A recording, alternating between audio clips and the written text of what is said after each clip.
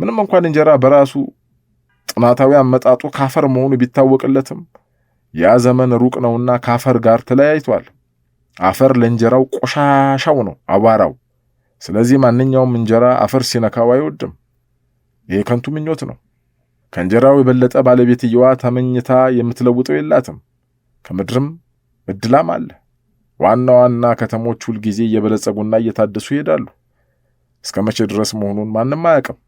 እንዲያውም ገጠሮች ነዋሪዎቻቸውን እያስፈነጠሩ ወደ ከተማ ባጎረፏቸው ቁጥር ከተሞች ይበልጥ እየደመቁ ይታያሉ። ምናልባትም ከብዙ ጊዜ በኋላ የሰው ልጅ ሕይወት የተጀመረው በከተሞች ውስጥ ነው ተብሎ ሊታመን ይችላል። ገጠር ከወደመ ነዋሪው ከጠፋ፣ ከተማ ካደገ ነዋሪው ከሰፋ፣ ምድር በሙሉ ከተማ ትሆን ይሆናል። ማን ያውቃል? እና ስለዚህ በምድር ረዥም ዕድሜ ውስጥ ገጠር ከጥንትም ያልነበረ ሊመስል ይችላል። ታዲያ በዚያን የሩቅ ትንቢት ዘመን አይን ይህን የዛሬዎቹን ሆቴሎች ብዛትና ጥራት ሲያዩት ምን ያክል ያን ሲሆን፣ ምናልባት የሰው ልጆች ብዛትና የምግብ ፍላጎት የሚገታበት አንዳች አይነት ጥበብ የማይመጣ ከሆነ ሆቴሎች ዓለምን ለማጥለቅለቅ ሳይችሉ አይቀሩም። እንዲያውም ሳይገደዱም አይቀሩም።